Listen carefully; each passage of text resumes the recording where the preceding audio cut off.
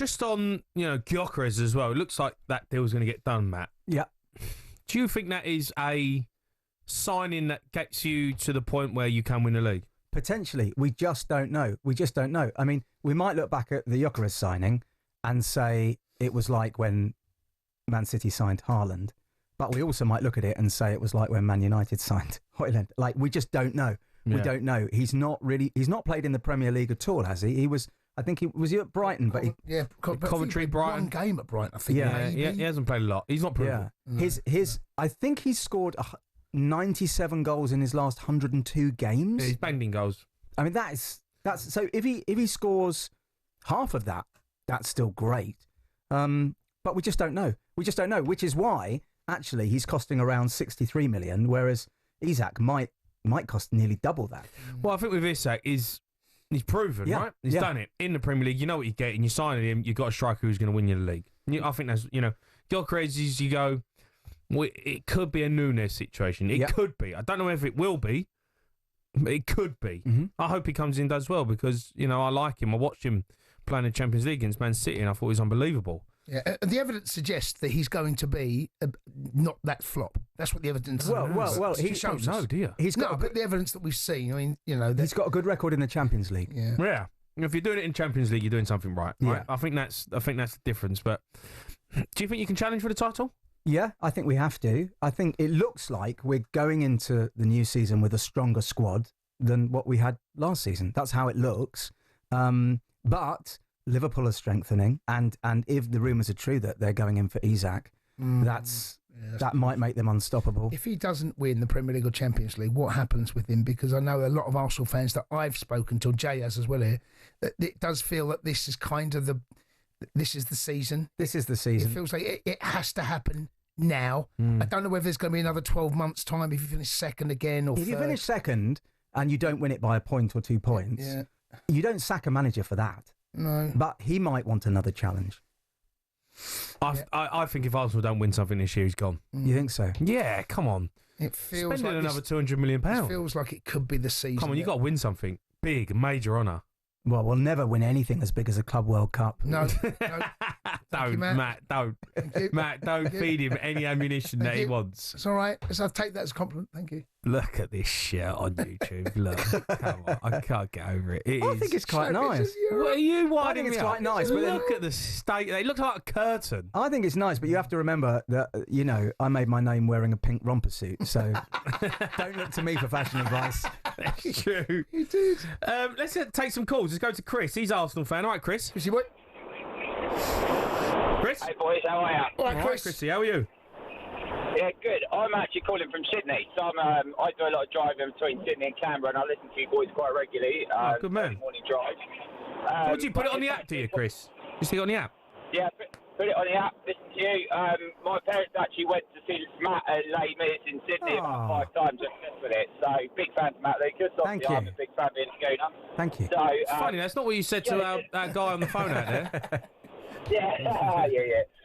So just wanted to say about the old Arsenal transfer window. I want to look. I'm very optimistic about this season. I spend most of I get up in the middle of the night here in Sydney to watch games, and go to the pubs in the middle of the night and watch it. And I just recall so many transfer windows, waking up overnight, hoping we've signed someone because we've had to leave it to the last minute. What Andre Pert has done this year, he's got business done early, and we can focus on outgoings and sorting the books out later in the transfer window. But the fact that we've done this business early is a massive difference for us as an Arsenal fan. We're not scrambling around trying to find a dodgy goalkeeper like we had Nato last season. We had to get the Sterling deal, which everyone knows how bad that was. I think Norgard's a huge signing. I think that's quite underrated. I think the leadership that he's Premier League experience you can bring straight in. I think he's probably going to play more games than people probably reckon. Probably going to take a bit of time for Zubimendi to adapt to get into the Premier League. Yeah. You saw it with Mourinho. That first kind of 6 months. I know he had some injury troubles. It's just that pace of the Premier League is so different. He got to grips with it. I think when he actually started playing up front, that helped him get a little bit used to the pace of the Premier League. So I reckon, especially with the start that we've got, I wouldn't be surprised to see Norgard playing some more minutes than we actually think. Obviously the Madueke deal, would he been on my list from day one? No, but prospect, good player. Definitely, I think Arteta sees something in him. Something that Arteta does do is he makes players better. And yeah, I think like some of the stuff you see online is just disgraceful. But you get these trolls that never go to a game. I used to go to a lot.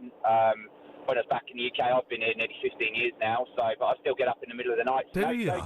Did you not think about that when you moved out there? By the way, Chris, if you're a big football fan, did you not think when you moved to Australia that it was just going to ruin your experience of watching football?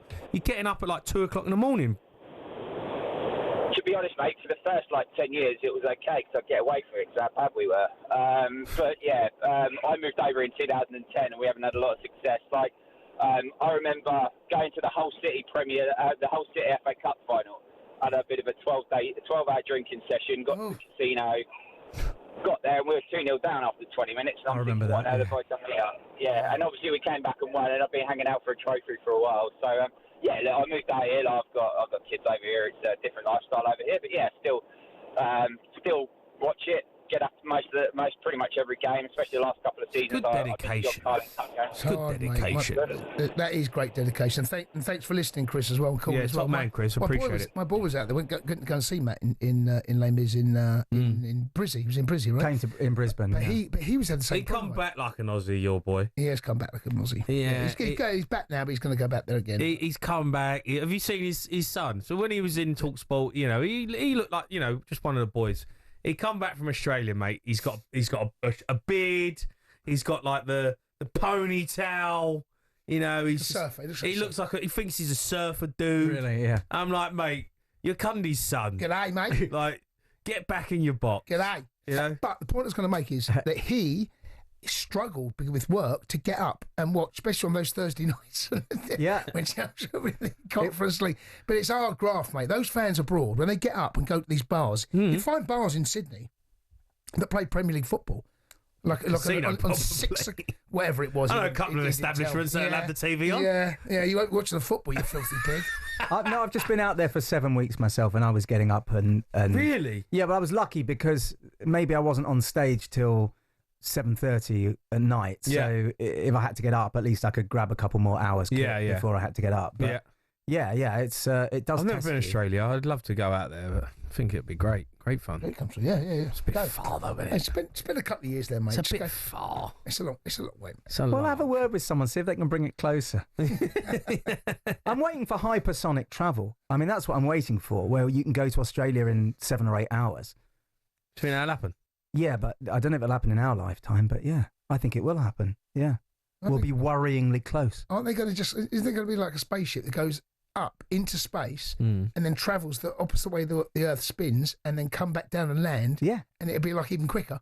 Yeah. I think it's coming, mate. I'm waiting for talkSPORT. What is he on about, honestly? Yeah. Where is this going? Which way is the world spinning? Go the other way and I'll meet you the other side. Which way is the world spinning? I'll meet you the other side. Or we could go through the Earth. Oh, yeah. No, you can't go through the Earth. Matt, come on. You ain't going through the core of the Earth. Well, they built the Channel Tunnel. Yeah. Australian Tunnel. Yeah. Oh, dear. The Sports Bar with Jamie O'Hara and Jason Cundy. Monday to Thursday nights from 10 on AM, on DAB, via the talkSPORT app and on your smart speaker. talkSPORT.